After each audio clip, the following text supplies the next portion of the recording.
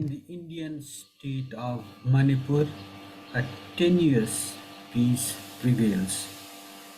After a week of rioting, after a week of clashes between two ethnicities, let me quote a report from the Associated Press. It's filed from Guwahati or Guwahati as they call it. Security measures are keeping the peace in a remote northeastern Indian state where 60 people were killed and 35,000 civilians were displaced in rioting and ethnic clashes last week. The report quotes Manipur's Chief Minister N. Biren Singh as saying late on Monday that around 230 people were injured and about 1,700 houses burnt by protesters after fierce fighting broke out when members of tribal groups clashed with a non-tribal group over demands of economic benefits and reservation status. Singh said thousands of civilians, escorted by security personnel, were now returning home after the situation was brought under control by police and army who patrolled the streets and enforced a curfew that is still in place. The curfew is still in place. It means uh, tense calm prevails in the state. This is a screen grab of that Associated Press news which I am quoting in this presentation. Let's continue with this with the report.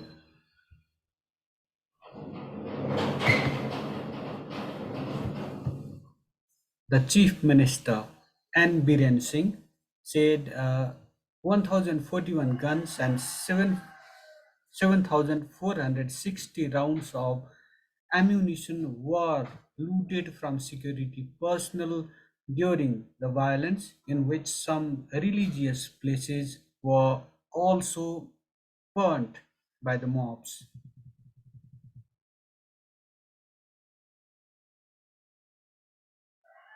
Violence in Manipur, which borders Myanmar, broke out last week after protests by more than 50,000 Kukis and members of other predominantly Christian tribal communities in Churachandpur and adjoining districts.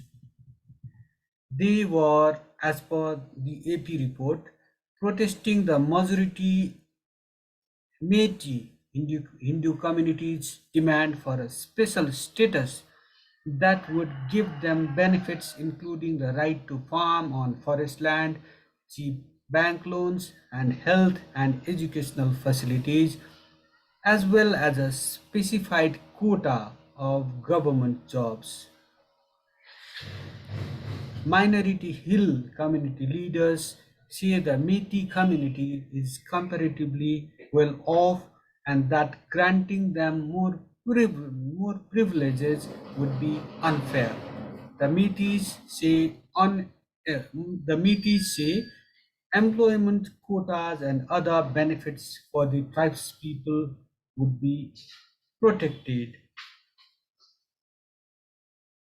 As per the report, two-thirds of the state's 2.5 million people live in a valley that comprises roughly 10% of the state's total area. India's northeast is home to a sizable population of Nepali speaking people. In the unrest in the past, Nepali populations have also borne the brunt of such violence. They have had to just flee the clashes between different ethnicities, and the region borders Nepal's eastern region. So, whatever happens in India's northeast is a matter of serious concern for Nepal because it's in the neighborhood, and any crisis situation evolving close to the border in the neighborhood